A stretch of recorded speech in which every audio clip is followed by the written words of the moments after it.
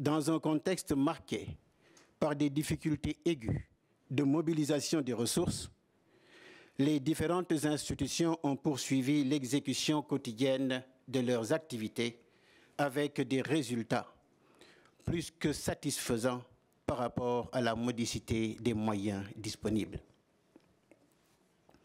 En particulier, la Cour commune de justice et d'arbitrage a rendu 381 arrêts et 73 ordonnances au cours de l'année 2024, enregistrant ainsi la plus grande performance de la Cour depuis le début de ses activités en 2001. L'ERSUMA, quant à elle, aura réalisé 20 sessions de formation pour un total de 1616 personnes formées. C'est donc le lieu de féliciter le personnel des institutions opérationnelles qui, quotidiennement, dans des conditions parfois très difficiles, donnent corps aux orientations, recommandations et instructions des instances de décision et œuvrent sans relâche pour la pérennisation et l'expansion de notre commune organisation.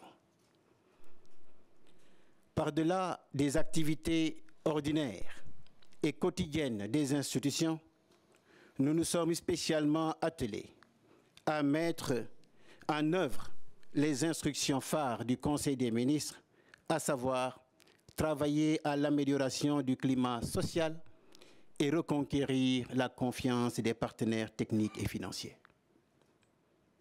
On peut ainsi noter, pour s'en féliciter, un réel retour à la cohésion au sein du personnel et une remobilisation de celui-ci dans la recherche de la performance, mais également un renforcement de la cohésion interinstitutionnelle.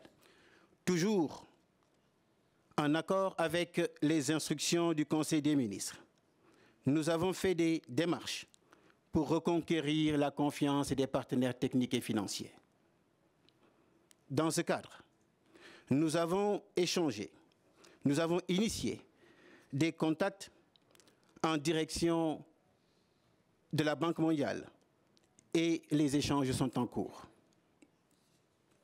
Nous avons fait de même avec l'Union européenne et nous avons obtenu auprès de l'Agence française de développement la restructuration de son don de 4 millions d'euros qui est aujourd'hui mise en œuvre pour 2025 et vous l'aurez constaté dans le cadre du projet de budget qui vous a été soumis.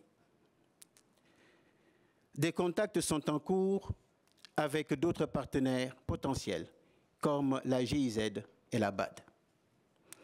Parallèlement, nous avons entrepris des démarches diplomatiques et techniques vis-à-vis de la République de Madagascar et de la République du Burundi, dans la perspective d'une extension territoriale de notre commune organisation.